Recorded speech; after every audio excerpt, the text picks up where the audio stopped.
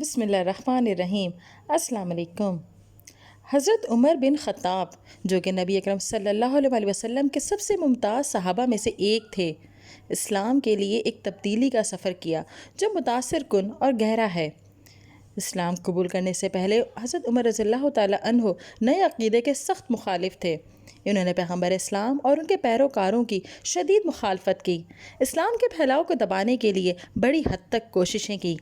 اسلام کے ابتدائی دنوں میں حضرت عمر رضی اللہ تعالیٰ عنہ نے سیدھے نبی اکرم صلی اللہ علیہ وسلم سے مقابلہ کرنے کا فیصلہ کیا۔ انہیں نقصان پہنچانے کے ارادے سے مسلح ہو کر وہ نبی کے گھر کی طرف روانہ ہوئے۔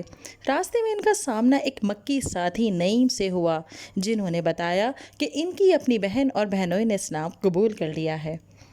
حضرت عمر رضی اللہ تعالیٰ عنہ غصے میں آ کر سیدھا ان کے گھر چلے گئے۔ وہاں انہیں قرآنی آیات کی تلاوت کرتے پایا۔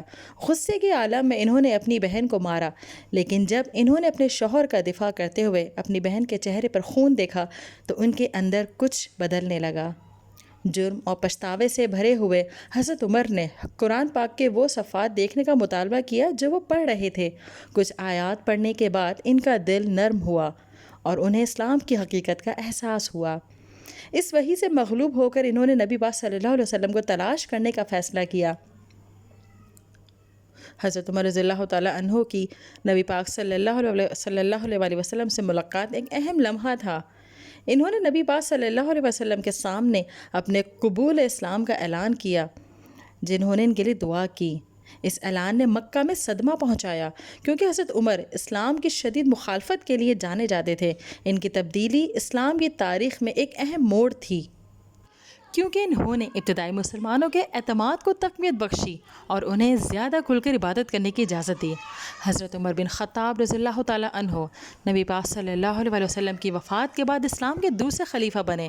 ان کی قیادت نے جزیرہ نما عرب میں اسلام کو پھیلانے میں اہم کردار ادا کیا۔ ان کی تبدیلی کی کہانی ایک طاقتور یاد دہانی کے طور پر کام کرتی ہے کہ سچائی کے سخت ترین مخالفین بھی رہنمائی اور تبدیلی پا سکتے ہیں جب ان کے دل ایمان کی روشنی سے چھو جاتے ہیں۔ ناظرین، اگر ویڈیو پسند آئی ہے تو اسے لائک کیجئے، شیئر کیجئے، کمنٹ دیجئے اور چینل کو ضرور سبسکرائب کیجئے۔